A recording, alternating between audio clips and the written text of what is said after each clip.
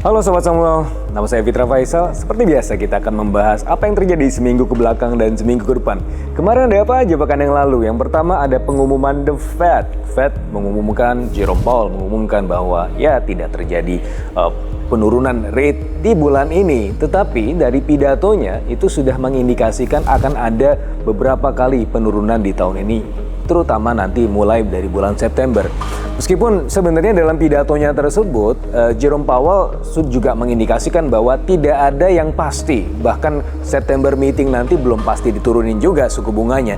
Tetapi kalau kita melihat beberapa indikator-indikator lain seperti non-farm payroll, ada angka unemployment rate yang juga meningkat, itu adalah indikasi-indikasi bahwa US sekarang ya perekonomiannya sedang tidak baik-baik saja. Dan oleh karenanya kalau kita melihat performa market terutama di awal pekan ini itu agak merah, bahkan secara regional dan global itu semuanya merah. Itu sepertinya sudah mengindikasikan bahwa ya market melihat akan ada kemungkinan resesi di Amerika Serikat.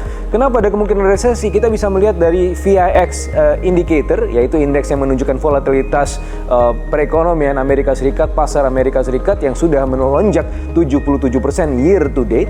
Dan kita juga melihat bagaimana USD 10 year itu juga sekarang anjlok yieldnya ke 3,7. Ini indikasi bahwa ya orang-orang sekarang di US terutama sedang menghendaki memegang instrumen terutama bond yang berjangka panjang, artinya ingin menghindari resiko di jangka pendek. Lagi-lagi ini adalah indikator resesi. Makanya ya jangan heran ketika kita melihat pekan ini market merah di mana-mana ya karena memang ada indikasi tersebut. Tapi saya rasa ini adalah indikasi yang menurut saya itu hanya di jangka pendek. Orang-orang memprice in ada kemungkinan pemotongan suku bunga di jangka menengah panjang. Nah, berikutnya kita juga melihat ada beberapa pengumuman data-data domestik ya. Pertama dari sisi inflasi. Inflasi kita ya agak smoothing ke level 2,13% dari sebelumnya 2,51%. Ini searah dengan apa yang kita prediksikan sebelumnya 2,09%, tetapi agak di bawah market konsensus yang 2,37%. Ini artinya apa? Ya meskipun di satu sisi ya inflasi itu melunak, tapi di sisi yang lain kita bisa melihat bahwa ada gejala pelambatan demand. Nah, ini juga harus heads up. Bagaimana pengumuman yang lain? Ada manufacturing indicator dari PMI yang kemarin indeksnya juga justru di bawah 50, 49,3. Sebelumnya di atas 50 di bulan Juni dan sebelumnya lagi juga masih di atas 50, tapi kalau kita melihat 3 bulan berturut-turut sebelum bulan kemarin itu sudah ada indikasi-indikasi pelambatan dari manufacturing yang banyak ditopang atau didorong oleh ongkos produksi yang meningkat. Dan oleh karenanya ya kemarin bisa dimaklumi kenapa PMI kita di bawah 50 artinya terkontraksi.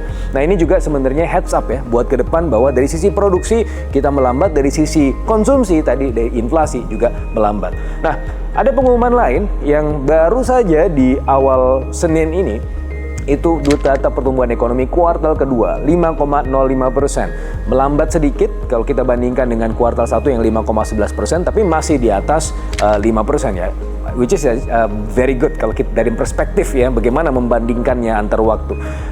Juga kalau kita bandingkan dengan konsensus meyakini cuma 5% maksimal, dan bahkan forecast kita cuma 4,94% di kuartal kedua ini.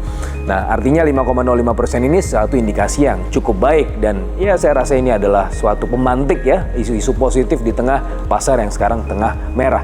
Cuma masalahnya kalau kita melihat tadi beberapa indikator yang saya sebutkan, bagaimana PMI yang melambat, bagaimana inflasi yang juga smoothing, yang artinya juga ada indikasi dari lagging demand, maka kita akan bisa melihat sepertinya ke depan pertumbuhan ekonomi kita ya antara 4,9 ke 5%. Bahkan forecast kita untuk tahun ini pertumbuhan ekonomi di 4,9%. Nah, bagaimana market merespon data-data tersebut? Ya terutama ketika melihat data dari Amerika Serikat tadi, VIX yang melonjak cukup signifikan meskipun ada semacam euforia di tanggal 1 Agustus ya karena pengumuman The Fed yang sebenarnya sudah diantisipasi, tapi yang kemudian agak positif adalah bagaimana Jerome Powell posisinya relatif lebih dovish. Nah, itu yang kemudian sempat direspon positif oleh pasar, tetapi kemudian pada akhirnya ya ini menjadi satu indikasi lain bahwa ketika The Fed ingin memotong suku bunganya, artinya ya ada kemungkinan perekonomian juga tidak sedang baik-baik saja.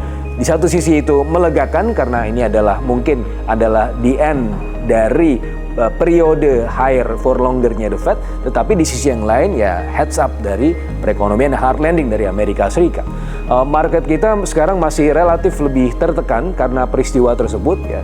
Sebelumnya ada potensi bullish, tapi karena tertekan di sentimen global ya agak melambat sedikit.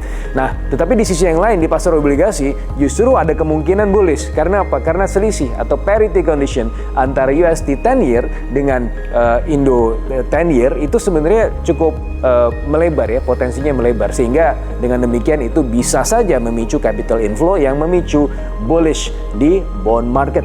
Nah, itu saja mungkin dari saya ya, selalu ada kesempatan di tengah kesulitan, selalu mempercayakan portofolio investasi Anda kepada kami Samuel Sekuritas. Sampai ketemu di pekan-pekan berikutnya.